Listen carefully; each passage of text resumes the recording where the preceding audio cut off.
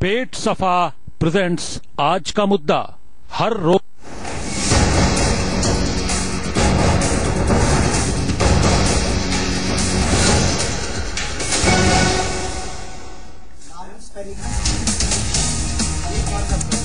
आदाब नाज़रीन, खैर मकदम में आपका जी सलाम में। और आज का मुद्दा लेकर हाजिर हूं मैं सऊद मोहम्मद खालिद। और आज का मुद्दा है एक साल कई सवाल, नजीब एक तलाश। जी हां, आज का मुद्दा है एक मां और उसका गुमशुदा बेटा जिसे गायब हुए एक पूरे साल हो गए हैं, लेकिन कई रियासतों को खंगाल चुकी पुलिस से लेकर के सीबीआई तक उसका पता लगाने में नाकाम साबित हुई है। बात एक साल पहले गायब हुए जेएनयू के तालिबे इल्म नजीब की कर रहे हैं, जिसकी बेबस मां आज भी यही पूछ रही है कि आखिर कहां है मेरा बेटा नजीब।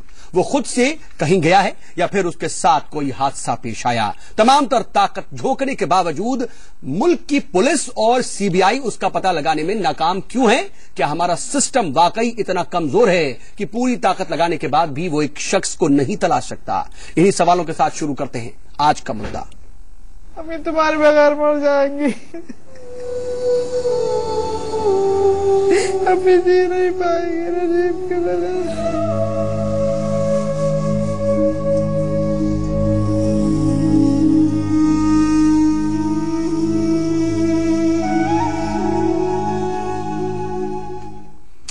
जी हां, दिल्ली की सड़कों पर पिछले एक साल से अपने लाल के लिए धक्के खा रही एक मां पूछ रही है कोई लौटा दे मेरा लाल। लेकिन अफसोस उसके सवाल का कोई जवाब देने वाला नहीं है। एक साल बाद भी मां पूछती है कि मेरा बेटा नजीब कहां है। एक खुसूसी रिपोर्ट आपको इस पर दिखाते हैं, उसके बाद इसी पर होगी बातचीत की शुरुआत।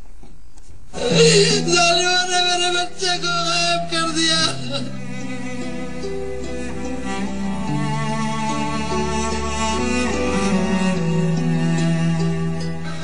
मैं बार बार दिल्ली पुलिस से यही पूछती हूँ कहाँ मेरा नजीब, किसी के पास कोई जवाब नहीं है।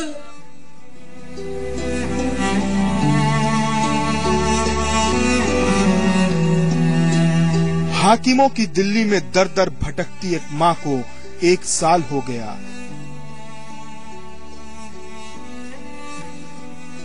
रात में दिन जैसी चमकने वाली दिल्ली की हर गली, हर कूचे से पूछा है उसने कहां है मेरा लाल, कोई तो बता दे। लेकिन एक साल बाद भी नहीं मिला इस मां को इसका लाल। मैं बार बार दिल्ली पुलिस से यही पूछती हूँ कहाँ मेरा नजीब, किसी के पास कोई जवाब नहीं है। बिलखती एक मां की चीख सुनकर रोती है उदासी, रोता है इंतजार, रोते हैं आंसू, बुलाता है उसका हर सवाल कोई ला दे मेरा लाल। वो ढूंढती है नजीब को ख्वाबों में, वो ढूंढती है नजीब को अखबारों में, वो ढूंढती है दरो दीवारों में, हर चेहरे में तलाशती है वो नजीब का चेहरा। जागती है माँ की बूढ़ी आंखें रात भर, उठ के बैठ जाती है वो दरवाजे की हर आहट पर। पुकारते हैं उसके ख्वाब व ख्याल कोई ला दे मेरा लाल। वो जोड़ती है तस्वीरों के आगे हाथ कि निकाल दो बाहर तुम मेरे नजीब को, कि उसके बगैर नहीं है मेरी जिंदगी का कोई मकसद। मैं नहीं जी सकती अब और उसके बगैर, नजीब तुम ही तो हो मेरे बुढ़ापे का सहारा। मेरा बच्चा मुझे लौटा दो। वो पूछती है मस्जिद के खुदा से, वो पूछती है मंदिर की दुआ से, वो पूछती है गुरुद्वारों की सदा से, वो पूछती है बाद सबा से कि बताओ कहाँ है मेरा नजीब। किसी से उम्मीद नहीं, कानून पे मुझे भरोसा है, कानून मुझे इंसाफ दिलाने में मदद करेगा। एक बेचैन माँ की हर धड़कन कहती है, कहते हैं हर आंसू के कतरे, बस एक बार दिखा दो मुझे मेरे नजीब का चेहरा। एक बार मैं लगा लूं उसे गले से, एक बार चूम लूं मैं उसे, बस एक बार मैं फेर लूं उसके चेहरे पर हाथ, फिर लौट जाऊंगी अपने बेटे को लेकर तुम्हारी दिल्ली से, कभी न वापस आने की कसम के साथ। पूछते हैं हुकूमत से रोते हुए आंसू कि कोई तो बताए कहाँ है नजीब। जमीन खा गई नजीब को या उड़ा ले गया आसमान। आखिर एक साल से क्या कर रही है सीबीआई, क्यों नहीं तलाश पाई नजीब को? आखिर क्यों नहीं मिल सका नजीब की गुमशुदगी का कोई सुराग? कौन बताएगा खुदाया तेरी दुनिया में आखिर कहाँ है मेरा नजीब? अभी तुम्हारे बगैर मर जाएंगी, हम अभी जी नहीं पाएंगे नजीब के बगैर।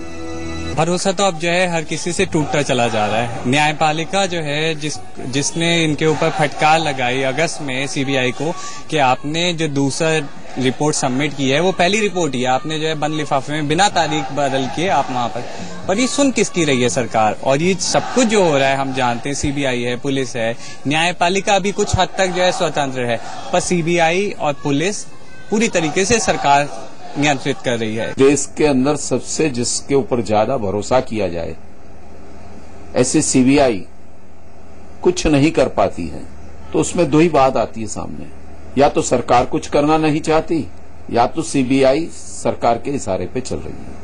देश की सबसे बड़ी काबिल पुलिस बनने का दावा करने वाली दिल्ली पुलिस और सबसे काबिल एजेंसी होने का दावा करने वाली सीबीआई अगर पिछले 1 साल में नजीब का सुराग नहीं लगा पाई तो यकीनन सवाल उठना लाजमी है कि आखिर नजीब कहाँ है, क्योंकि लगातार ये सवाल पूछा जाता रहा, लेकिन ना ही पुलिस ना ही एजेंसी इस बात का जवाब दे ही पाई है और 1 साल बीत गया है। इसी को लेकर आज प्रदर्शन हुआ और तमाम जो छात्र वो यहाँ पर जुटे, लेकिन एजेंसी या पुलिस के पास अभी भी जवाब नहीं कि आखिर नजीब कहाँ गया। 15 अक्टूबर 2016 की मनहूस तारीख को दिलवालों की दिल्ली के मशहूर तालीमी इदारे जेएनयू से गायब हुआ था नजीब। मुल्क की आंखों ने एक माँ को सड़कों पर घसीटे जाते देखा है, सुना है उसकी हर सदा में कोई ला दे मेरा नजीब, लेकिन अफसोस कोई बताने वाला नहीं है कि आखिर नजीब कहाँ है। क्या नजीब भी एक अनसुलझी कहानी बनकर रह जाएगा? कोई नहीं बताता है मुझे मेरे नजीब का पता, अब तू ही बता दे कि कहाँ है मेरा नजीब ऐ मेरे खुदा। मुजम्मिल अय्यूब, जी मीडिया। इस मुल्क ने कई ऐसे मामले देखे हैं जो अनसुलझे रह गए हैं। अभी हाल फिलहाल में हमने देखा कि गुरमीत राम रहीम के राजदार हनीप्रीत को ढूंढने में तमाम रियासतों की पुलिस ने बहुत मशक्कत की, बावजूद इसके वो उसे तलाश नहीं पाई और हनीप्रीत पुलिस के हाथ लगी भी 38 दिनों बाद भी, तो शायद अपनी मर्जी से जब उसने खुद चाहा कि वो पुलिस के हाथ लग जाए।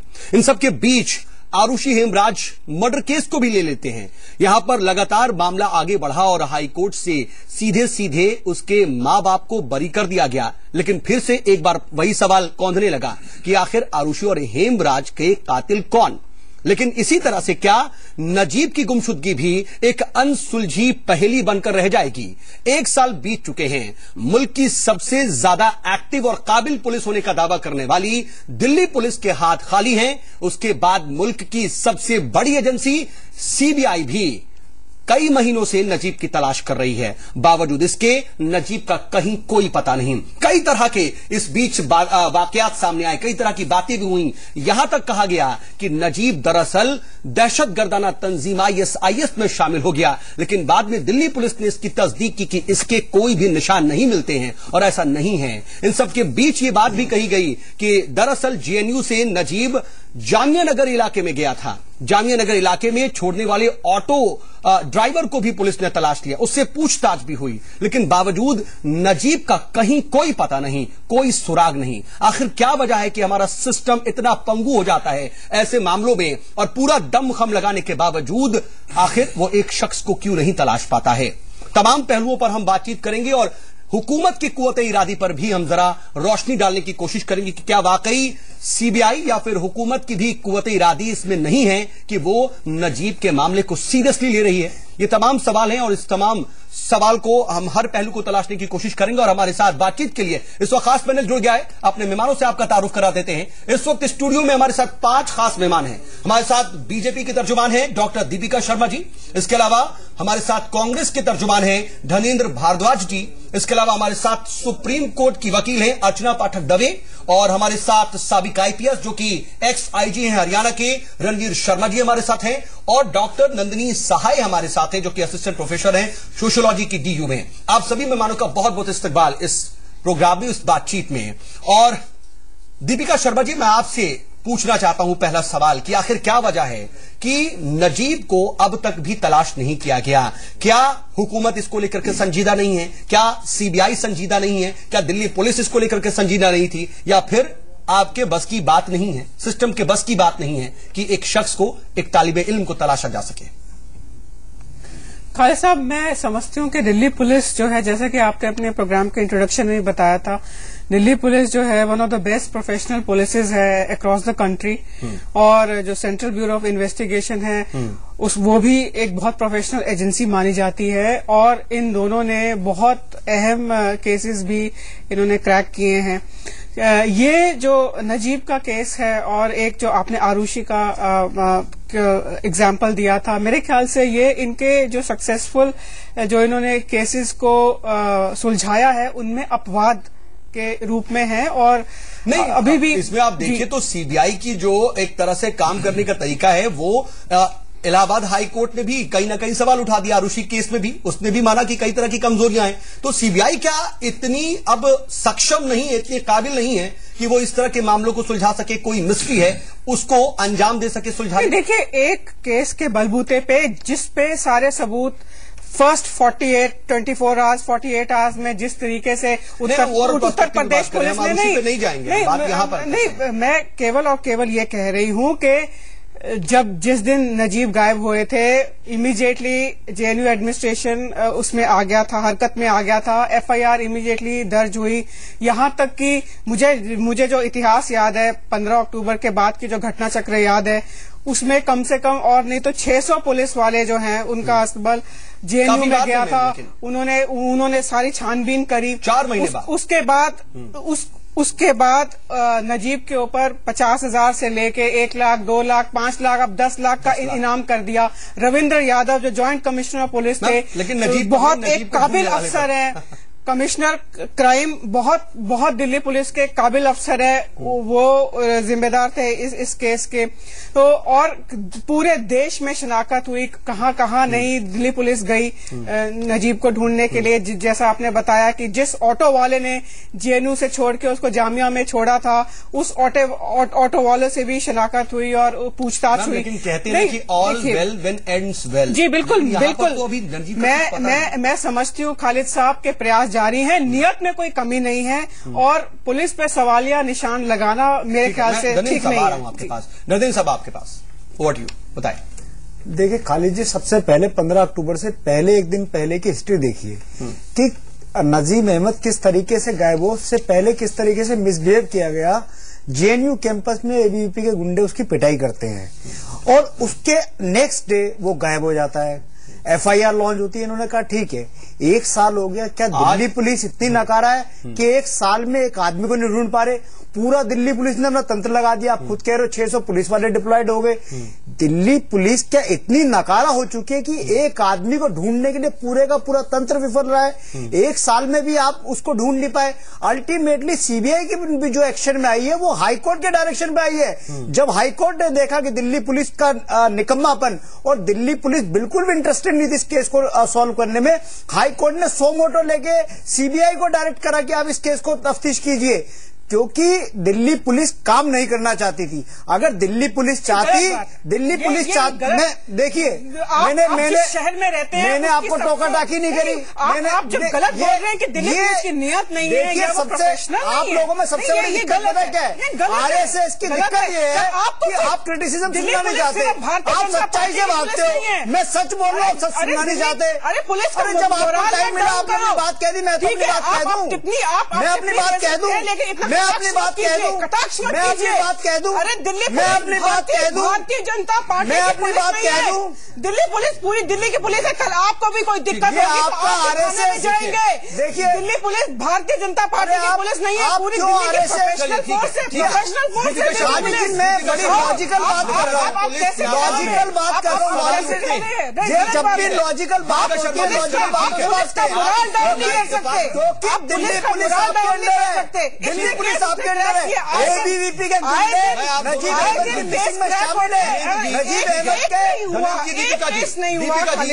के ठीक है, हम यहाँ दिल्ली पुलिस के काम करने के तरीके को लेकर लड़ने से कोई फायदा नहीं है, लेकिन हमें कम से कम इतना तो तय करना पड़ेगा कि किसी ने नहीं टोका। नतीजा है कि आप दिल्ली पुलिस की बन रहे हो। ठीक है, दिल्ली पुलिस का फेलियर है, हाईकोर्ट ने बोला है। रणवीर शर्मा जी आ रहा हूँ, ठीक है खालिद जी, पहले मैं साफ कर दूं, ये मेरी स्टेटमेंट नहीं है, माननीय हाईकोर्ट की स्टेटमेंट है कि दिल्ली पुलिस निकम्मी है।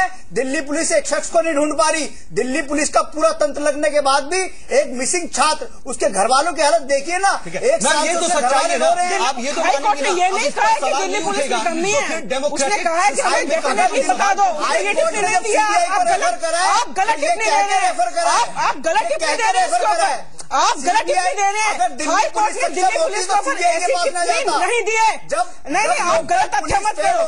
हाईकोर्ट ने केवल और केवल नहीं, हाईकोर्ट ने केवल सीबीआई को ये कहा है, नहीं उन्होंने दिल्ली पुलिस के ऊपर टिप्पणी नहीं दी है। नहीं आ रहा, आप क्या बोल रहे हो? ठीक है, ऐसी डिस्कशन और ऐसे ही नाजरीन को भी नहीं समझ में आता है कि आखिर कहना क्या चाह रहे हैं, क्योंकि बात जैसे ही शुरू होती है, डिबेट शुरू होती है, एक दूसरे पर ही छींटाकशी शुरू हो जाती है। दरअसल समझने की जरूरत है, एक जिम्मेदार जो है पार्टी के आप तर्जुमान हैं, जिम्मेदारी से अपनी बातें रखें। बहरहाल रणवीर शर्मा जी, आप आईपीएस हैं साबिक, आप इस तरह की बातों को अच्छी तरह से समझते हैं कि इसमें किस तरह की दिक्कतें आती हैं, किस तरह से एक शख्स को तलाशने के लिए एक पूरी तरह से स्ट्रेटेजी तैयार की जाती है, और इस पूरे मामले को भी डेवलपमेंट आपने इसका पूरा देखा होगा। कहां नजर आता है आपको लूप होल, कहां कमी नजर आती है कि नहीं ढूंढ पाई अगर अभी तक भी एजेंसी और पुलिस नजीब को? इन तीनों केसेस को मैंने बहुत नजदीक से तफ्तीश होते हुए और मीडिया में आते हुए बहुत नजदीक से देखा है। चाहे वो आरओसी का कांड हो, चाहे वो अपना what you call that this one Ram Rahim वाला हो, ठीक है, और तीसरा हो गया हमारा नजीब भाई का केस। हमारी पुलिस की एक थ्योरी है 24 से 48 घंटे के अंदर जो अच्छे पुलिस अफसर हैं, मैं एसएचओ से शुरू करूंगा, जो लोकल चौकी इंचार्ज हैं, एसएचओ जिसके इलाके में ये क्राइम होता है। अब ये जो पहले क्राइम वर्ड आता है कि भी एक रिपोर्ट उनके पास आती है, लाइट लेने की टेंडेंसी। हाँ, हमारे एक बच्चा गुम हो गया, उसको गुमशुदगी रिपोर्ट हम जैसे बोलते हैं, वो सिंपल एक डीडीएच डायरी उसमें काट देते हैं, और उसकी सिंपलिसिटी जो ना पुलिस के लिए सीरियस नहीं होता है। ठीक है, लेकिन वो सीरियस कब होता है? हमने ये भी देखा है सर कि पुलिस वाले बोलते हैं अरे कोई बात नहीं, बच्चा घर गया होगा, मिल जाएगा, बेटी है वो कहीं चली गई होगी। पहले जो 24 घंटे और 48 घंटे तो ऐसे चले गए। इसके बाद ये सबसे ज्यादा क्रूशियल और इम्पोर्टेंट थे, वो सारे सबूत उसी वक्त ही होते हैं। इसके बाद वो सबूत खराब होने शुरू हो जाते हैं। इसके बाद ये ज्यादा पब्लिक केस हुआ तो ये मुकदमा दर्ज हुआ। मुकदमा दर्ज होने के बाद अब पुलिस जब उस केस को तफ्तीश कर रही है, वो तफ्तीश कैंपस से शुरू होगी। कैंपस में जहां वो बच्चा रह रहा था और जिन जिन लोगों के साथ उसकी कहा सुनी हुई है या झगड़ा हुआ, जो भी हुआ है, वहां से शुरू होगा। यहां जो दूसरी प्रॉब्लम पुलिस के सामने आती है, जो हमारा अनुभव है, इमीडिएटली लोग प्रेशराइज करना शुरू कर देते हैं पुलिस को। अभी आपने इसको नहीं छेड़ना, इसको नहीं बोलना, उसको नहीं करना, अरे भाई उसे काम तो करने दो, पहले उसे काम करने दो आप। Whosoever में भी किसी की सरकार हो, we are not concern about it. Police की एक ट्रेनिंग है, पुलिस की एक ड्यूटी है कि उसके पास मुकदमा दर्ज हो गया, उसे चलते आना चाहिए। ये जो इंटरफेरेंस है उसकी वजह से पुलिस दबती चली जाती है। लोकल जो एसएचओ है, यानी कि दोनों तरफ से खराबी आती है। एक तो कहीं ना कहीं पुलिस भी लीनियंट हो जाती है और कहीं ना कहीं शुरुआत गलत करती है। तीसरी है समाज। हमारी जो समाज का परसेप्शन है वो पुलिस को सहयोग नहीं कर पाती। अब जैसे ऑटो वाला था, अगर पहले से सहयोग करेगी, ठीक है, तो वो पुलिस रणवीर शर्मा जी, मैं आऊंगा और इस बातचीत को आगे बढ़ाएंगे, लेकिन अपने नाज़रीन को बता दें कि हमारे साथ नजीब की मां फातिमा नफीस साहिबा फोन लाइन के जरिए जुड़ चुकी हैं और वो सीबीआई दफ्तर के बाहर ही है अभी भी। नफीस साहिबा, बहुत इस्तकबाल आपके मैं करूंगा जी सलाम पर, लेकिन अफसोस के साथ, क्योंकि आज भी आप अपने बेटे को ढूंढ रही हैं। तमाम तरह की यहां पर बहसें हो रही हैं, बातचीत हो रही है, और आपने भी देखा होगा कि किस तरह के तमाम हालात से आप गुजरे, हमने भी देखा और दिखाया। लेकिन आज के वक्त में आप क्या कहना चाहेंगे? कितनी उम्मीद नजर आती है आपको नजीब के मिलने की? मेरी तो पूरी उम्मीद है, मेरा बेटा जरूर वापस आएगा। वो जिन लोगों ने उठाया है उन्होंने सिर्फ उसको उठाया है, उसको कुछ नुकसान नहीं पहुंचाया है। मैं ये उम्मीद करती हूँ, सीबीआई से कर रही थी कि ये लोग ढूंढ के लाएंगे, ये तो बारीक से बारीक निकाल के ले आते हैं, लेकिन इन्होंने जो लापरवाही दिखाई है उस सिलसिले में मैं बहुत ज्यादा बेचैन परेशान हूँ। पिछले 6 महीने से मुझे उम्मीद थी ये कुछ करके दिखाएंगे, कुछ नहीं करा। आज ये मुझे मजबूरी में ये कदम उठाना पड़ा, जो सीबीआई हेडक्वार्टर के बाहर ये सब करना पड़ा, क्योंकि इनकी मेरी आवाज इनके कान तक नहीं पहुंच रही है। नहीं तो क्या आपको लगता है कि आज आप इस वक्त भी वहां पर हैं और अपनी आवाज पहुंचाने की कोशिश की, इस मामले में एक तरह से फिर से शुरू करने की कोशिश की कि कहीं से संजीदगी बढ़ती जाए? क्या आपको लग रहा है कि आपकी बात को फिर से संजीदगी से देखा जा रहा है और जहां जो छोटे मोटे लूप होल है या कमियां या लापरवाहियां हैं उसको दुरुस्त करने की कोशिश है? क्या बातचीत हो रही है या फिर अंदर आपसे बुला के बातचीत हुई? कुछ इस तरह की बात आप बता पाएंगे? बातचीत करने का मतलब है ऐसा, पहले भी हम लोग 3-4 बार यहाँ अंदर पहुंच के मैं डीआईजी से और एसएसपी सबसे बात कर चुके हैं और हमेशा हमें एक उम्मीद दिखा के और बात खत्म कर देते हैं। बड़े अच्छे से समझाते हैं प्यार से और कि देखिए हमने ऐसा, ठीक है आप मेरी पूरी बात सुनते हैं, मुझसे लिखित में मांगा, मैंने सब कुछ लिखित में भी दिया, लेकिन आज तक उन्होंने उस हिसाब से एक भी कार्रवाई नहीं की। मेरी पहली मांग ये थी कि मुझे पुलिस ने गलत मिस कंप्लेंट लिखवाई, मुझसे मिसिंग लिखवाई, किसी का नाम नहीं लिखने दिया, आप उस पर कार्रवाई की जाए। वो भी उन्होंने ठीक है आप लिख के दीजिए हम करेंगे, उन्होंने कुछ भी नहीं किया। अब मैं बार बार सारे चैनल से पूरी मीडिया से ये बात 1000 बार कह चुकी हूँ, देखिए मेरा बेटा मुझे ला दीजिए, मैं किसी के खिलाफ कोई एक्शन नहीं लूंगी, आप जिसे बचाना बचा लीजिए। नहीं लेकिन फातिमा जी अभी देखिए 1 साल हो गया, लोगों से एक बार इंटरोगेशन तो कीजिए, उनसे पूछिए जिन्होंने मारा, धमकाया, जान से मारने की धमकी दी, ठीक है। नहीं फातिमा जी आखिर वो जिम्मेदार है तो उनसे क्यों पूछताछ क्यों नहीं की? उनको ठीक है, ठीक है फातिमा जी, मैं ये जानना चाह रहा था कि अभी तक 1 साल हो गया है, फिर ऐसा क्यों हो रहा है कि उनको इतनी छूट दी जा रही है? 1 साल हो गई वो आजाद घूम रहे हैं, उनसे किसी ने पूछा नहीं कि तुमने ऐसा क्यों किया? तो कहाँ है नजीब? वो बताएंगे नजीब कहाँ है। ठीक है फातिमा जी, ये तो एक बड़ा सवाल है और इसी के हम हल तलाशने की और इसका जवाब तलाशने की कोशिश कर रहे हैं, लेकिन एक बात आपसे पूछना चाहेंगे, 1 साल हो गया आपको नजीब की तलाश के लिए दर दर भटकते हुए, सड़कों पर धक्के खाते हुए, हमने देखा कि सड़कों पर घिसटते हुए आपकी तस्वीरें, रोती हुई सिसकती हुई तस्वीरें, लेकिन लिए घूम रही है कि उसका बेटा वापस आएगा और ये उम्मीद जब तक उसका बेटा वापस नहीं मिलेगा, जो उम्मीद उसकी। लेकिन फातिमा जी 1 साल में जो डेवलपमेंट है, जो जांच शुरू हुई दिल्ली पुलिस से वो अब सीबीआई तक पहुंच गई है और आज ये हालत है कि 1 साल बाद आपको सीबीआई दफ्तर के बाहर अभी भी मौजूद होकर के वहां पर मुजाहिरा करना पड़ रहा है, तो कितनी उम्मीद नजर आती है? आपने कहा कि कहीं ना कहीं जो गवाह है या फिर इस मामले में मुलव्विस और जो लोग हैं जो इसमें इन्वॉल्व हैं उनको बख्शा जा रहा है, लीनियंसी बढ़ती जा रही है, तो क्या आपको लगता है कि अभी भी नजीब कहीं होगा, आपको सुन रहा है, देख रहा है या आ नहीं पा रहा है? आपको अंदर आपके क्या चल रहा है, मैं ये जानना चाह रहा हूँ। देख रहा है ना, मुझे नजीब सुन रहा है ना देख रहा है, अगर देख भी रहा होगा तो वो बहुत मजबूर होगा। जिसको पता नहीं तो सिस्टम की अभी तक की जो काम करने का तरीका है मैम फातिमा जी, जो अभी तक काम करने का तरीका चाहे दिल्ली पुलिस या फिर सीबीआई, कितनी मुतमईनी है आपको? बिल्कुल भी मुतमईन नहीं हूँ, जर्रा बराबर नहीं, क्योंकि मुझे जब जर्रा बराबर मेरे बेटे की खबर नहीं है, मैं कैसे मुतमईन हो सकती हूँ? एक माँ का मुतमईन होना तभी मुनासिब होगा जब वो उसका बेटा नहीं, लेकिन फातिमा जी बार बार देखिए आपको यही उम्मीद दिखाई जाती है कि आप घबराइए मत, हम इस चीज को लेकर संजीदा हैं और नजीब को जल्द से जल्द ढूंढेंगे।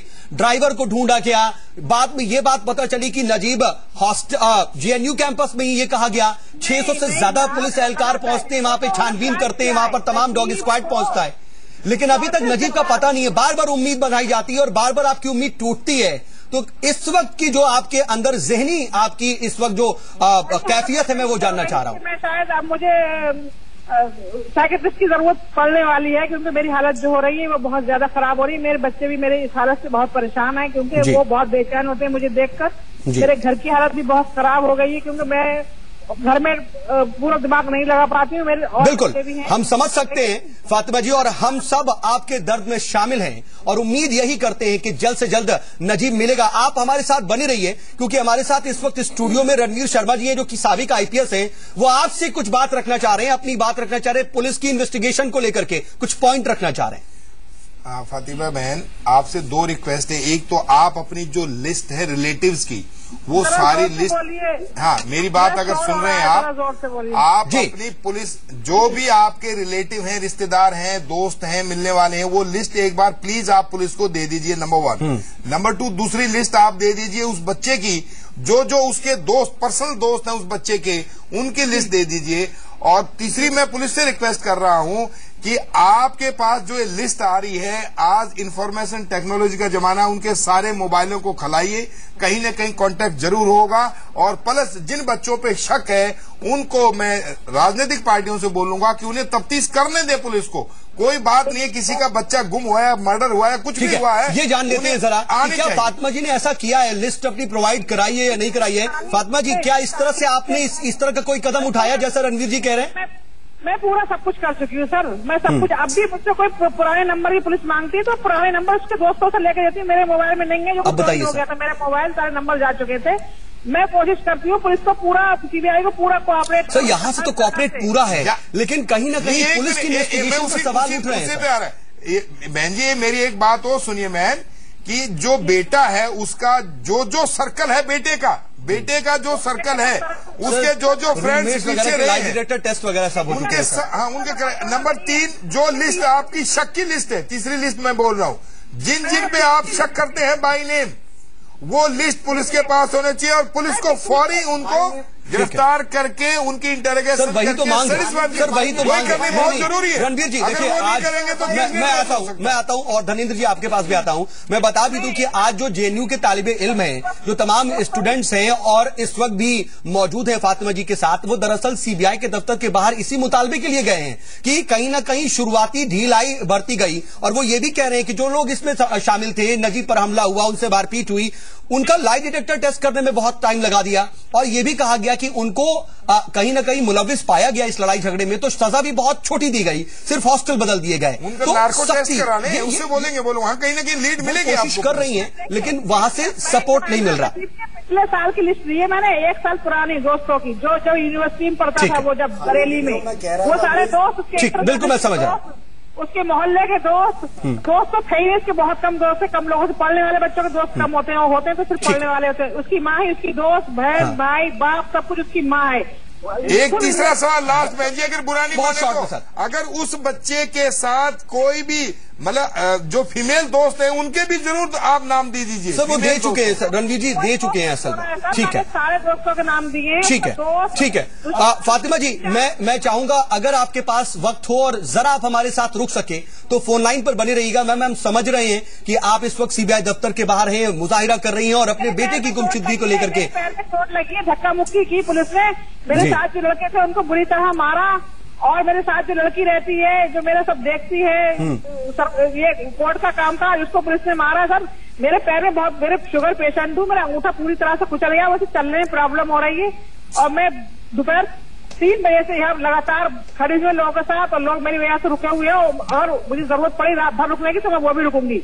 मैं आज सवाल का जवाब लेकर ही जाऊंगी। बिल्कुल, हम आपके साथ हैं, हम आपके साथ हैं फातिमा जी, और हम चाहेंगे कि आप अगर हो सके, जितनी देर हो सके हमारे साथ फोन लाइन पर रहिएगा। हम आपसे बात करने की कोशिश करेंगे, यहाँ पर हल तलाशने की कोशिश कर रहे हैं, और हमें अंदाजा है कि वहां पर किस तरह की परेशानियां आ रही हैं। हम आएंगे अपने दूसरे मेहमानों के पास, हम नहीं जा पाए, उनसे भी जरा बातचीत करेंगे, लेकिन वक्त एक छोटे से वक्फे का हो चला है। देखिए यहाँ पर अभी फातिमा जी हमारे साथ जुड़ी हुई है, सीबीआई दफ्तर के बाहर हैं और अपने हालात बता रही हैं कि किस तरीके से धक्का मुक्की का सामना उन्हें करना पड़ा और पैर भी जख्मी हो गया है। उनसे एक बार फिर जाएंगे, उनसे बात करेंगे ब्रेक के बाद। अभी तुम्हारे बगैर मर जाएंगी, अभी जी नहीं पाएंगे नजीब के बगैर।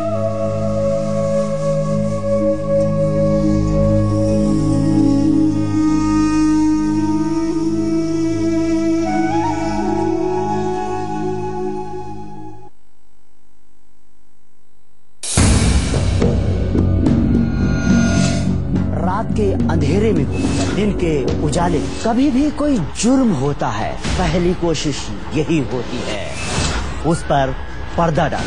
पर अब खुलेगी हर फाइल, होगा हर गुनाह का हिसाब, और होगा हर गुनहगार बेनकाब।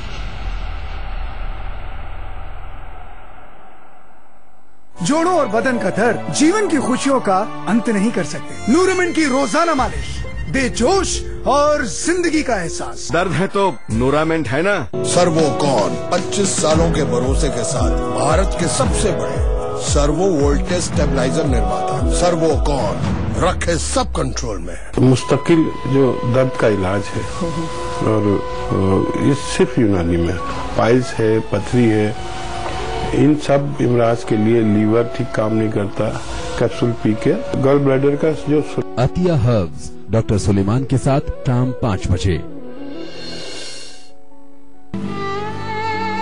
अब नहीं सहना पड़ेगा पुराने से पुराना जोड़ों का दर्द। डॉक्टर आर्थो है तमाम जोड़ों के दर्द की बेजोड़ दवा। जोड़ों और बदन का दर्द जीवन की खुशियों का अंत नहीं कर सकते। नूरमन की रोजाना मालिश दे जोश और जिंदगी का एहसास। दर्द है तो नूरामेंट है ना। हमारा सिद्धांत राष्ट्रवाद, हमारी सोच मानवतावाद, हमारा लक्ष्य संपूर्ण सत्य, हमारा मकसद खबरों का पूर्ण स्वराज। डीएनए, तेजी से बढ़ता अखबार, अब जयपुर में।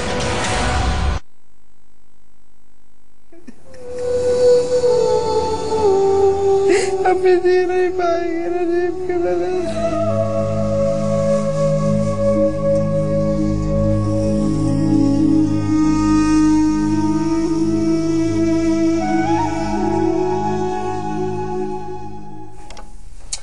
ब्रेक के बाद एक बार फिर से आपका इस्तकबाल है और आज का मुद्दा में हम सवाल दरअसल कई जो हैं 1 साल के दरमियान उन्हें उठाने की कोशिश कर रहे हैं, क्योंकि नजीब को गायब हुए 1 साल हो चुके हैं, लेकिन वो अनसुलझी पहेली की तरह है। हमारे साथ बातचीत के लिए खास पैनल मौजूद है और तमाम लोगों से हम बातचीत कर रहे हैं। लेकिन अर्चना पाठक दवे साहब, मैं आपसे आना चाह रहा हूं कि कहीं ना कहीं पुलिस इन्वेस्टिगेशन, सीबीआई इन्वेस्टिगेशन की बात हो रही है, लीनियंसी की बात हो रही है।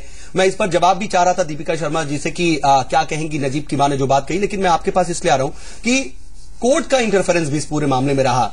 आप एक सीनियर वकील हैं और आप इस चीजों की पेचीदगी को समझती हैं कि क्या दिक्कतें आती हैं और कहां पे लीनियंसी बरती जाती है। इस पूरे मामले में आप क्या देखती हैं? देखिए, बहुत अनफॉर्चुनेट इंसिडेंट्स है डेफिनेटली, लेकिन मुझे कहीं ना कहीं लग रहा है कि क्योंकि इसके अंदर सियासत इन्वॉल्व हो गई, पॉलिटिकल इसको डिबेट बना दिया। देखिए, ये पहला मौका नहीं है जब कोई आदमी, देखिए पहला मौका नहीं है जब कोई आदमी गुमशुदा है। 2-2 साल लोग गुमशुदा रहते हैं, फिर मिल भी जाते हैं, लेकिन कब मिलते हैं? जब किसी का इंटरफेरेंस नहीं होता। जैसा अभी आईजी साहब ने बताया, जब आप किसी को प्रेशराइज करेंगे कि इसको, क्योंकि कहीं ना कहीं एक कम्युनल कलर, जेएनयू की बात जहां भी आती है वहां पे पॉलिटिक्स होती है। सीएम अरविंद केजरीवाल कहने चले गए वहां पे कि आइए इंडिया गेट पर जाके हम करेंगे। धारा 144 लगाई वहां पे। देखिए, 144 का क्या मतलब होता है? आप कानूनी emotions are fine, but please understand the legal aspect of it. जब धारा 144 लगाई, इनकी मां को चाहिए पुलिस के साथ कोऑपरेट करे। मैं नहीं कह रही वो नहीं कर रही, लेकिन इतने हुजूम को लेकर जाने का क्या जरूरत? एक छोटा सा सवाल है, क्रॉस क्वेश्चन है मेरा।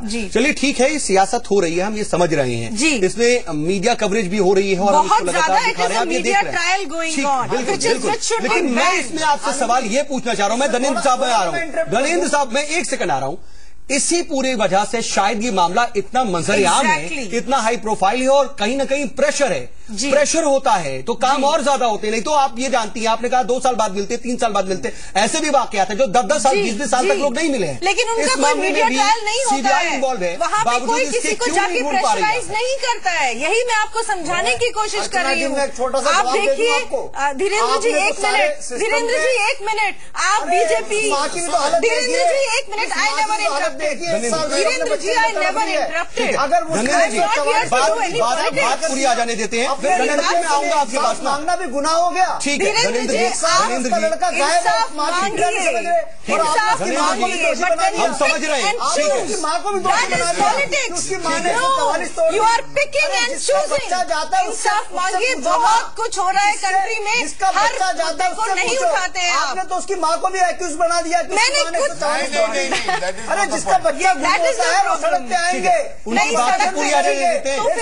धनेंद्र साहब ठीक है, धनेंद्र जी ठीक है, आपके पास आपका टर्न आएगा सर, मैं आपसे जवाब लूंगा। वोट बैंक है, आप पार्टी उसे रखिए जी अपनी बात, लेकिन इस केस को ट्रेस होने दीजिए। मैं आपको केवल एक लीगल एलिमेंट बता रही हूँ धीरेन्द्र जी। माँ का बच्चा 1 साल से लापता है। अर्चना जी की बात पूरी आ जाने देते हैं। अर्चना जी की बात पूरी आ जाने देते हैं। ठीक है अर्चना जी, शॉर्ट। यहाँ पे इमोशंस की कमी किसी के पास नहीं है, प्लीज डोंट से दैट। लेकिन आपकी माँ ने 144 तोड़ दी, उसके लोगों ने 144 तोड़ दी। एक बात बताइए, बच्चा नहीं लेगा, 144 तोड़ेगा। मेरे मुंह में शब्द मत दीजिए आप। मैंने क्या कहा मुझे पता है, मुझे मत बताइए। I know what I said. आप बीजेपी, आरएसएस, इन सब की बात नहीं हो रही यहाँ पे। यहाँ पे देखिए धारा 144 का क्या मतलब होता है। प्लीज लॉजिकल आइए, टेक्निकल आइए ना। आप तो सरकार में रहे, मेरी आदत नहीं है इस तरह के पॉलिटिकल वो करने की। मेरी बात सुन लीजिए, मेरी बात सुन लीजिए। धारा 144 का क्या मतलब होता है? 5 लोगों से ज्यादा इकट्ठे नहीं हो सकते। 1 साल से मिले ना, और अब वो मिल अगर जाएगा। पुलिस हेडक्वार्टर बात बताइए, ये करने से मिल गया, तो वो ये भी करने से मिल गया। नहीं, अक्यूज नहीं हुई है। Cooperation is what is needed. Dhanendra ji, Dhanendra आज भी सीबीआई के दफ्तर के बाहर बैठी है रात के 10 बजे। धनेंद्र जी, मैं आपको रोक रहा हूँ माफी के साथ। देखिए, मेरा लड़का ढूंढ के लाओ। चलिए ठीक है, आप गवर्नमेंट पे सवाल उठाइए, बीजेपी पे सवाल उठाइए। कम से कम यहाँ पर एक्सपर्ट हैं, सुप्रीम कोर्ट की वकील हैं, उनकी बात तो पूरी आ जानी चाहिए। ठीक है, मैं आ रहा हूँ बिल्कुल, लेकिन सबकी बात है ना सर, सबकी बात है, सबको बोलना होगा और सबको अपनी अपनी बात रखने का मौका मिलना चाहिए। हम नंदिनी जी के पास नहीं जा पाए। डॉक्टर नंदिनी साय, आप ये बताइए कि जो ये पूरा मामला है, क्या आपको वाकई लगता है कि बहुत ज्यादा पॉलिटिसाइज हो रहा है? और जैसा कि अर्चना जी कह रही हैं कि इस वजह से काम करने में दिक्कत आ रही है और नजीब इस वजह से शायद नहीं मिल पा रहा है, उनका मौकिफ दरअसल ये है, वो ये कहना चाह रही है। देखिए, मुझे ऐसा लगता है इस बारे में मीडिया में, न्यूज़पेपर में, सोशल मीडिया में हर जगह बहुत डिस्कशन हो चुका है। मैं एज अ सोशल वर्कर चाहूंगी इन सारे चीजों को एक डिफरेंट पर्सपेक्टिव से देखने का। जैसे अभी इनकी मदर ने बात की, इनकी मदर ने एक बहुत इंपॉर्टेंट बात कहा। इन्होंने कहा कि मैं अब घर में ठीक से ध्यान नहीं दे पा रही हूँ, मुझे लगता है मुझे किसी की काउंसलिंग की जरूरत है। इसके अलावा इस फैमिली को पिछले 1 साल में किन किन चीजों से गुजरना पड़ा। एक तो जो लॉस था, जिसको हम कहते हैं एम्बिगुअस लॉस, जिसमें you do not know. Death is hard but not knowing is harder. It's harder than a death. तो ये हमें बहुत जानने की जरूरत थी कि इनकी मदर, इनकी family which is a very, I think they are from a very modest background, plus घर में और भी भाई हैं, ये सबसे काबिल बच्चा था जैसा मैंने पढ़ा कहीं पे।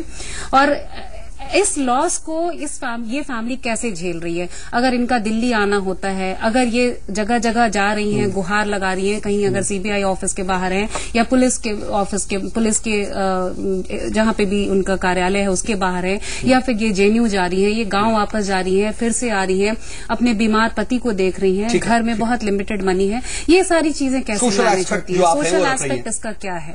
तो हम जब ये सारे डिस्कशन करते हैं तो हमें ये भी ध्यान देना चाहिए कि हम इन मुद्दों को भी उठाएं कि कोई एजेंसी ऐसी है जो इन सब चीजों पे भी ध्यान दे रही है। क्या उन्हें इस तरह के काउंसलिंग या इस तरह के फाइनेंशियल एड या इस तरह की फैसिलिटी प्रोवाइड कर रही है? साइकोलॉजिकल ट्रीटमेंट की बात कर रही है। साइकोलॉजिकल ट्रीटमेंट, इसके अलावा भी आप देखिए, एक बार आप अपने शहर से दिल्ली आ रहे हैं या दिल्ली वापस जा रहे हैं, यहाँ रुकना ठहरना, आपको बहुत लोगों का सपोर्ट है, फिर भी कुछ बेसिक जरूरतें हैं। आप अपने घर को कैसे मैनेज कर रही है, ट्रैवल को कैसे मैनेज कर रही है, ये सारी चीजें, और घर ये और अपने पति मिलकर चला रहे हैं, जिसमें एक आदमी जो है वो साइकोलॉजिकली हिल गया है। सही बात है। और हर कोई अपनी अपनी जिंदगी में आज बहुत मसरूफ है और बहुत टाइट शेड्यूल में रहता है। बदायूं से रोज दिल्ली आना, दिल्ली से फिर बदायूं जाना, अपने बेटों को ढूंढना और तमाम एजेंसियों के चक्कर काटना। ठीक है, आप बिल्कुल सही कह रही हैं कि इसका जो सोशल एस्पेक्ट है वो बहुत ज्यादा आसान नहीं है और बहुत चीजों से गुजरना पड़ रहा है। मुझे लगता है कि हम सबको उसके बारे में भी इक्वली इम्पोर्टेंट मैम बिल्कुल सही, आपने इसका सोशल जो है एक तरह से पहलू रखा, लेकिन मैं इस पर थोड़ा ब्रॉडर पर्सपेक्टिव में जानना चाह रहा था कि कहीं ना कहीं क्या आपको लगता है कि सियासत है, ये हाई प्रोफाइल मामला हो गया, मीडिया ट्रायल हो रहा है, इस वजह से ही दिक्कत आ रही है? क्या इस वजह से तो और प्रेशर होना चाहिए अगर देखा जाए तो? नहीं, मुझे ऐसा बहुत से मामले हैं जिसमें मीडिया के इंटरफेरेंस की वजह से वो सुलझे हैं और तमाम एजेंसियों को कहीं ना कहीं मजबूर होना पड़ा है तेजी से काम करने में। जी देखिए, हम इस तरह की बातें भी सुनते हैं कि लोग पुलिस स्टेशन में जाते हैं एफआईआर लिखाने के लिए, पुलिस बहुत विलिंग नहीं होती है, कई बार एफआईआर तुरंत लिखती भी नहीं है, बहुत तरह के एंगल्स एक्सप्लेन करती है। तो ये सारी चीज, इस तरह के रिपोर्ट्स भी हमने कई बार पढ़े हैं और कई लोगों के केस स्टडीज को हमने पढ़ा है कि ऐसी चीजें उन लोगों ने बताई हैं। जो कॉपरेशन लेवल रहा है पुलिस का और जो फातिमा जी हैं नजीब की मां, उनके बीच को जो उन्होंने अभी अपनी बातें बयां की, उसको आप क्या कहेंगे? शॉर्ट में मैं चाहूंगा जरा सा बता दें, आप किस तरह से देखेंगे आप? वो बहुत दुख में है, बहुत पेन में है, और मैंने यही कहा ना, कुछ क्वेश्चंस जिनके आंसर नहीं मिल पाते हैं।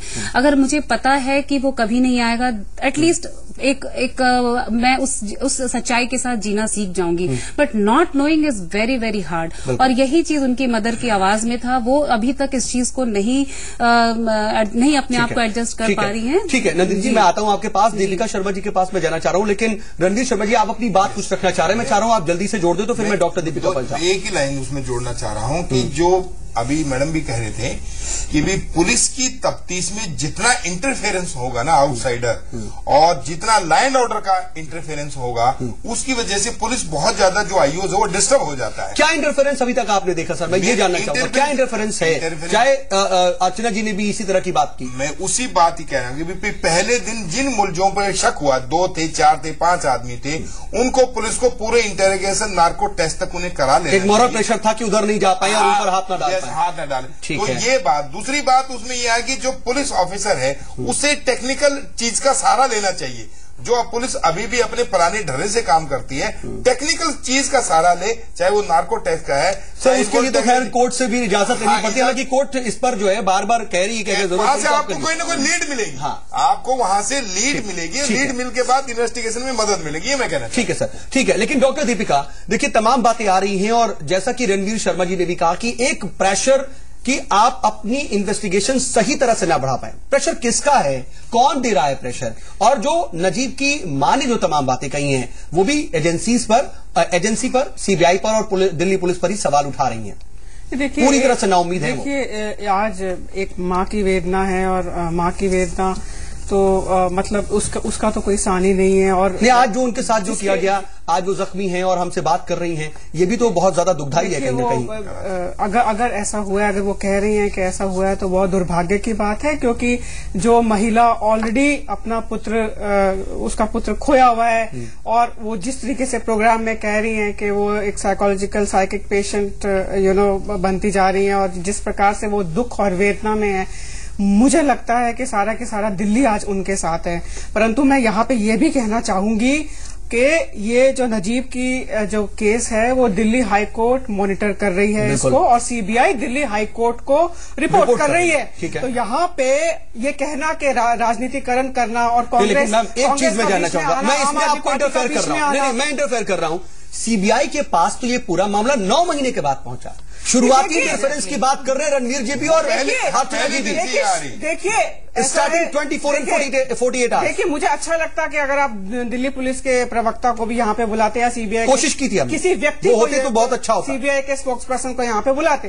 परंतु मैं फिर भी कहना चाहूंगी कि चाहे सीबीआई के पास 4 महीने बाद आया हो, 5 महीने बाद, 6 महीने बाद आया हो, सीबीआई जो है बहुत प्रोफेशनल एजेंसी है, दिल्ली पुलिस भी है।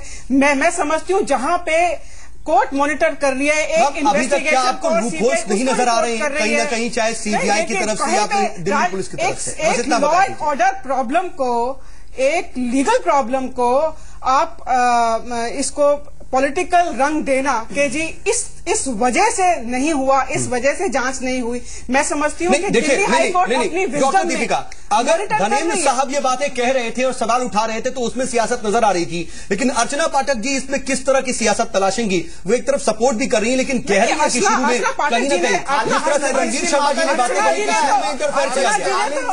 आप सुनिए, जो मैंने बोला वही नजीब की अर्चना जी ने तो ये कहा है कि आम आदमी पार्टी को इसका और नहीं आना चाहिए था, सवाल उठाया। उन्होंने कहा कि चलो इंडिया गेट चलो ढूंढने के लिए जाओ। नहीं राजनीति की बात पर क्या कहेंगे? बात कही कांग्रेस और आम आदमी पार्टी सिर्फ और सिर्फ रणवीर जी अगर आप पुलिस पे, रणवीर जी अगर आप पुलिस पे प्रश्न उठा रहे हैं तो रणवीर जी मैं आपसे एक प्रश्न पूछती हूँ यहाँ पे, आज अगर अपने ही महकमे पे, अरे सुन लीजिए, आपसे नहीं रणवीर जी रणवीर जी से आप इनको चुप कराइए पहले। रणवीर जी रणवीर जी से एक प्रश्न मैं जो कह रहा हूँ मैं आपके पास आ भी नहीं पा रहा, सवाल पूछने का मौका नहीं दे रहा, बीच में रणवीर जी अगर आप अपने महकमे के ऊपर प्रश्न चिन्ह उठा रहे हैं तो रणवीर जी मैं झेला होगा। एक प्रश्न बोलना भी गुनाह हो गया क्या? डॉक्टर दीपिका, रणवीर जी सच बोलने तो वो भी गुनाह हो गया। अरे भाई गुनाह हो गया, इस लेवल से सच बोलना भी गुनाह हो गया। जितने भी अगर रणवीर जी डिपार्टमेंट में रहे, मैं चाहूंगा आप प्लीज थोड़ा सा ऐसी बात नहीं, आप सरफाना और मन करते ना, एक एक करके आते हैं, ठीक है? देखा के बोलते जा रहे हैं। मैं क्या कह रहा हूँ? रणवीर जी से मैं सुने बोल रहा बार इंटरफेरेंस आ रहा है ना, हर चीज में इंटरफेरेंस ठीक नहीं है। आप देखिए कहीं ना कहीं मैसेज भी लोगों पे गलत जा रहा है कि आप बोलने नहीं दे रहे हैं। दीपिका जी का जवाब ब्रेक पर जाना है। दीपिका मैं बड़ी सभ्यता के साथ सवाल आ जाए पूरा, क्योंकि इतनी सीनियर पोजीशन से रिटायर हुए हैं, आज जितने के अफसर है, लेकिन शायद उन्होंने कहीं झेला है वो प्रेशर, उनकी तालीम से दिक्कत आई है, उनकी तालीम से पले बढ़े हैं। तो अगर रणवीर जी अपने महकमे में प्रश्न उठा रहे हैं, जवाब इनसे मांगा जा रहा है, दीजिए ना। नहीं, इस प्रश्न जवाब दे लेते हैं जल्दी से शॉर्ट में। आज जो बहुत शॉर्ट में जवाब दीजिएगा,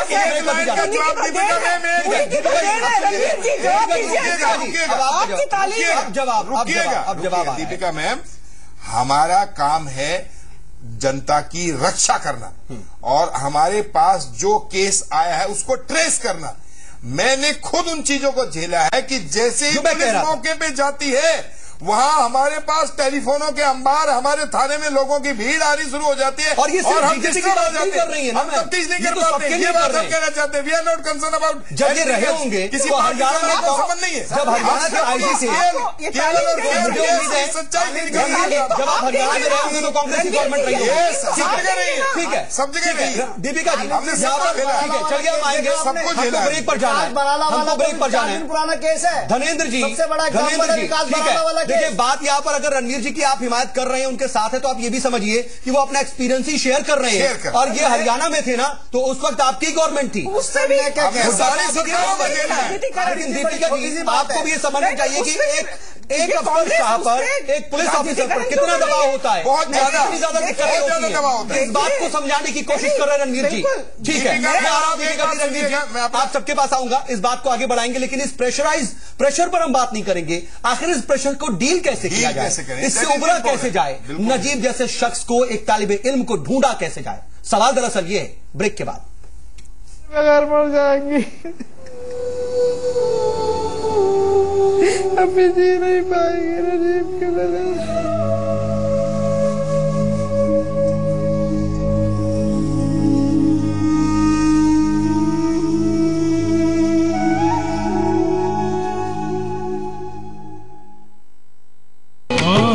खुशगुलू आवाज आशिक़ मुस्तफा की अज़ा में अल्लाह अल्लाह कितना असर था।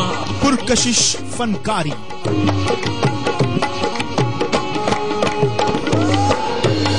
और मौसीकी का खूबसूरत अंदाज।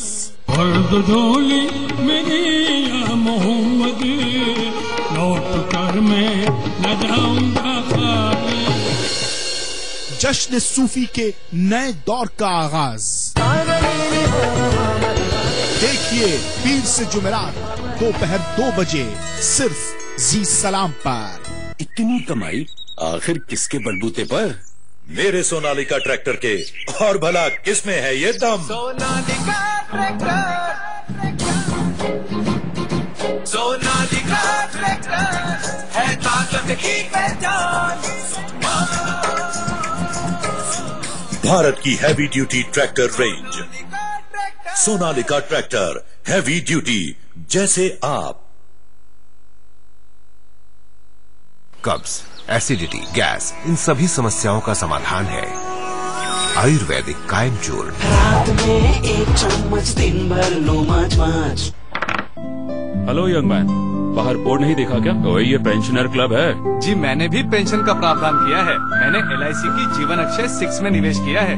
ये है single premium immediate annuity plan, जिसमें पेंशन भुगतान के 10 ऑप्शंस हैं। और हाँ, चेक हैंडमेड LIC का जीवन अक्षय 6, पे वंस एंजॉय फॉरएवर।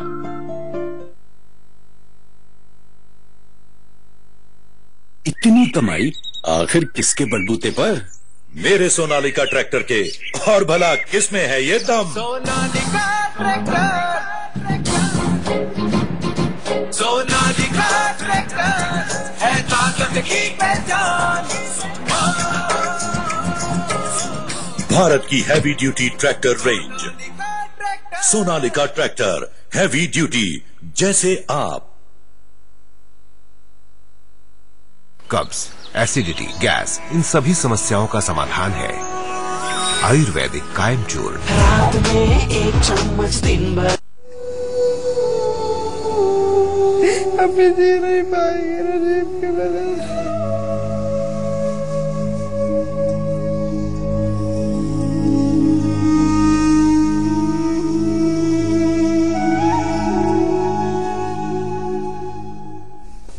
ब्रेक के बाद एक बार फिर से आपका इस्तकबाल है। हम बातचीत कर रहे हैं आज नजीब के 1 साल गुमशुदा होने के बाद और क्यों आखिर हाथ खाली हैं पुलिस के, हम उसकी बात कर रहे हैं और इसकर हम तमाम पहलू को समझने की कोशिश कर रहे हैं। डॉक्टर नंदिनी, मैं आपके पास आना चाह रहा हूं। देखिए, डिबेट होती है, बातचीत होती है, एक दूसरे पर छिटाकशी होती है, लेकिन हमको ये समझने की जरूरत कि हमारा जो समाजी ताना बाना है वो क्या है और हमारा सिस्टम काम कैसे करता है। इस सिस्टम में हम ये भी देखते हैं कि तमाम तरह के जो है वो एक नेता की भैंस चोरी हो जाती है, वो मिल जाती है, लेकिन एक मां का बेटा गायब होता है, वो नहीं मिलता है।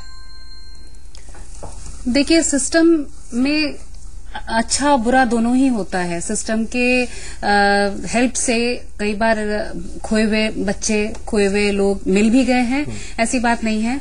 और कई बार बहुत सारे लोग गायब वही तो हो कह रहा हूं गए कि नेताजी की भैंस मिल जाती है, लेकिन एक मां का बेटा नहीं मिल रहा है। कहां फेलियोरिटी है? क्या आप वही पॉलिटिक्स देखती हैं, पॉलिटिकल इंटरफेरेंस देखती हैं, दबाव देखती हैं, या फिर कहीं ना कहीं जो पुलिस महकमा है या एजेंसी है उसको काम करने में कहीं ना कहीं कुव्वत इरादी नहीं है?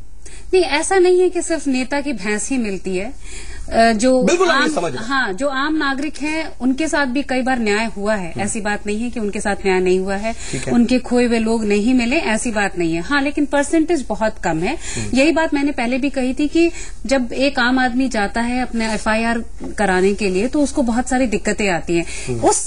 उस कंटेक्स्ट में मैंने कहा था कि ये जो मीडिया में या फिर इसके ऊपर जितनी भी बहस हो रही है या फिर इसका जो कवरेज है या इसको तरह तरह का जो रंग दिया जा रहा है, शायद ये इतना बुरा नहीं है। हो सकता है इसकी वजह से भी इस केस को ज्यादा इंपॉर्टेंस मिले और शायद इसको हल करने की और ज्यादा प्रेशर बने। ठीक है, रणवीर सिंह जी ने जो बातें कही हैं, रणवीर शर्मा जी ने, उनकी क्या आपको लगता है कि वो बुनियादी परेशानियां आती हैं? और हम ये जानना चाह रहे हैं कि आखिर अभी जो मामला है, आप ठीक है सोशल एस्पेक्ट को रख रही हैं सामने, वो बहुत जरूरी है, लेकिन क्या हम ये माने कि नहीं पुलिस बहुत अच्छा काम कर रही है, CBI बहुत अच्छा काम कर रही है और फिर भी नजीब नहीं मिला? बहुत टेढ़ा केस है।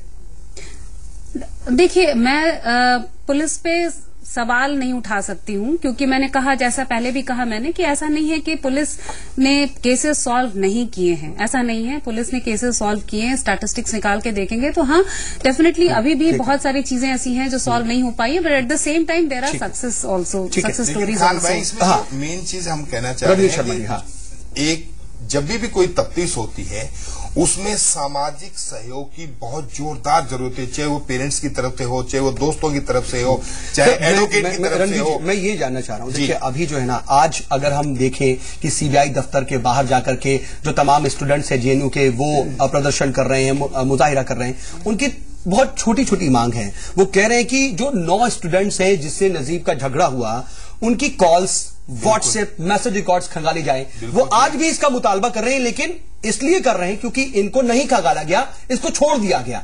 एक पॉइंट, अभी तक भी नहीं ऐसा हुआ। उसके अलावा JNU स्टूडेंट्स यूनियन की जो प्रेसिडेंट है गीता कुमारी, वो कह रही है कि शुरुआती महीने में जो जांच थी उसको डिले किया गया, कहीं ना कहीं उस लीनियंसी बरती गई, वो बर्बाद कर दिए गए शुरू के जो सबूत थे। हमलावर जो थे उनके लाई डिटेक्टर टेस्ट में भी बहुत लेट हुआ। देखिए, जो आप बात कह रहे हैं शुरुआती दौर में जो कहीं ना कहीं खामी की, उसी को आज 1 साल बाद उठाना पड़ रहा है इन लोगों को। देखिए, अगर सही क्यों नहीं, अगर मैं ये जानना चाह रहा हूं, अगर एक बार में, पहली बार में ये कहा जा रहा है कि कुछ स्टूडेंट्स, भले वो ABVP से हैं, NSUI से हैं, किसी से भी हो, लेकिन अगर लड़ाई हुई थी, झगड़ा हुआ था, उसके एक दिन बाद 24 घंटे के अंदर एक शख्स गायब हो जाता है, तो प्राइमा फेसी तो उन्हीं से पूछा जाएगा। खान भाई, ये मैडम की जो मांग है बहन की, वो बड़ी सही मांग है कि जिन आदमियों से झगड़ा हुआ था, जिन बच्चों से झगड़ा हुआ था, ABCD कोई भी हो, उनको पुलिस को तफ्तीश करने में कोई रुकावट किसी भी प्रकार की कहीं से नहीं आनी चाहिए। लेकिन और उनको गलती है, ये गलती है कि उन्होंने उसको पूरी तरह से नहीं किया है। आप बताइए किस तरह से देखती है ये जो तमाम बातें और आज 1 साल बाद इस तरह की मांग उठ रही है? डिस्ट्रक्शन ऑफ एविडेंस सबसे पहली चीज है जो किसी केस को पूरी तरह से खराब कर देती है। एविडेंस अगर नहीं आएगा तो आप बताइए कैसे खोजबीन होगी। तो शुरुआती दौर में मैं बिल्कुल मानूंगी कि इसमें कहीं ना कहीं रणवीर जी कह रहे हैं कि आज के दौर के हिसाब से काम करना चाहिए, तो लेकिन 9 स्टूडेंट्स के कॉल आप पुलिस की तरफ से सोच के देखिए, हमारी पुलिस फोर्स इतने ज्यादा लोग नहीं है जितने चाहिए। हमारी पॉपुलेशन आप देखिए, जो रेशियो है पुलिस और आम नागरिक, पुलिस वाले जो है JNU कैंपस को खंगालने पहुंच जाते हैं, लेकिन वहां नहीं मिला ना वो वहां पर। बात तो वही अगर होता तो मिल जाता। वो 600 ये डिमांड, ये खान भाई, ये जो डिमांड आप दे रहे हैं, जिनसे लड़ाई हुई उन बच्चों को क्यों नहीं इंटरोगेट किया गया? जो आप डिमांड, वो किसी से भी हो, ABVP से हो, NSY से हो, आप जो डिमांड, ये अभी डिमांड जो बहन जी ने दी है वो डिमांड, ये तो इंफॉर्मेशन टेक्नोलॉजी की डिमांड है। ये तो पुलिस को मुझे लग रहा है 24 घंटे के अंदर निकाल लेनी चाहिए। आप एक बार जिस वेजेंसी की हमारी डिमांड है वो इमीडिएटली निकल जाएगा, सारा रिकॉर्ड निकल जाएगा। आपको लगा कि ये बहुत बात बताएं, अभी 24 घंटे में ट्रेस हो जानी चाहिए थी। देखिए पुलिस कार्रवाई का हिस्सा है, इसमें डिमांड किया जाता है। हाँ, पुलिस की कार्रवाई का बिल्कुल इन्वेस्टिगेशन ऑफिसर का काम होता है। मेरी बात सुनिए, आईओ का काम बहुत कम है। धन्यवाद जी, मैं आपको चाह रहा हूँ कि अभी ये मैटर दिल्ली हाईकोर्ट मॉनिटर कर रही है। CBI रिपोर्ट पेश करेगी दिल्ली हाईकोर्ट के सामने। अब आप ये मत कहिए कि कहीं ना कहीं सियासत हो रही है या कुछ हो रही है। अब जो CBI रिपोर्ट करेगी उसको दिल्ली हाईकोर्ट को जवाब देना पड़ेगा। 3 महीने हो गए, लेकिन CBI को भी काम करते हैं। मैं बिल्कुल 3 महीने से ज्यादा, बिल्कुल 5 महीने। और भी पहली डिमांड तो आपके 24 घंटे के अंदर हो जानी चाहिए। Final comment doctor Deepika Sharma मैं आपसे लेना चाह रहा हूं। देखिए, सवाल कहीं ना कहीं इन्वेस्टिगेशन पर उठ रहे हैं, कार्यप्रणाली पर उठ रहे हैं, और बार बार घूम फिर करके एजेंसीज पर सवाल खड़े हो रहे हैं। क्या मानेंगे कि आज 1 साल बाद भी इस तरह की कम से कम मांग नहीं करनी चाहिए? कम से कम ये नौबत नहीं आनी चाहिए थी कि इस तरह की मांग करनी पड़े कि उन 9 स्टूडेंट्स को इंटरोगेट किया जाए, उनके व्हाट्सएप और कॉल रिकॉर्ड्स खंगाली जाए। आराम से देखिए, ऐसा है, दिल्ली हाईकोर्ट इस पूरे मामले को मॉनिटर कर रही है, सुपरवाइज कर रही है। CBI अपनी रिपोर्ट उसको देगी। जिसने भी कोई कोताही बरसी हो या भी कोई इंटरफेरेंस हुआ हो, जिसने भी गलत किया हो, उसको अवश्य सजा मिलेगी। ये तो और हमको अपने न्यायपालिका पे न्यायपालिका पे पूरा के पूरा भरोसा होना चाहिए। और इस न्यायपालिका से भरोसा कभी नहीं उठना चाहिए। हमारी जो एजेंसीज हैं, लेकिन सर एजेंसी मैम, लेकिन एजेंसी से भरोसा उठता जा रहा है। नहीं, देखिए ये कहीं ना कहीं एक बड़ी बात है। इस पर कहीं ना कहीं उन्हें भरोसा कायम करना पड़ेगा वापस से। देखिए, ऐसा है कि अगर कहीं पे कोताही बरती गई है तो वहाँ पे उसको सजा अवश्य मिलेगी। चलिए, ठीक है, इतना ही वक्त है। अब इस पर हम बातचीत आगे नहीं बढ़ा पाएंगे। आप सभी मेहमान हमारे साथ जुड़े और बातचीत में शामिल हुए, इसके लिए आपका बहुत बहुत शुक्रिया। बहुत अफसोस के साथ यही कहना पड़ेगा कि पहली जो है वो अनसुलझी है, और ये नहीं जानते हम कि आने वाले वक्त में नजीब कब मिलेगा। 1 महीना, 2 महीना, या फिर अगले साल हम फिर इसी तरह बैठेंगे और बात करेंगे कि नजीब को गायब हुए 2 साल हो चुके हैं। लेकिन इन सब के बीच कहीं ना कहीं एजेंसीज के काम करने के तरीके को लेकर के सवाल जो उठ रहे हैं, उस पर गौर करने की जरूरत है। हमने ये देखा है कि जहां एक तरफ आरुषि मर्डर केस सबसे बड़ी मिस्ट्री है, तो उसके पीछे भी वजह यही है कि शुरुआती तफ्तीश में कहीं ना कहीं बहुत लापरवाहियां हुई। क्या इस मामले में भी ऐसा हुआ है और इसी वजह से नजीब नहीं मिल पा रहा है? यह भी सवाल है जिसका हल तलाशना होगा। आज का मुद्दा में बस इतना ही। अभी तुम्हारे बगैर मर जाएंगी, अभी जी नहीं पाएंगे नजीब के बगैर।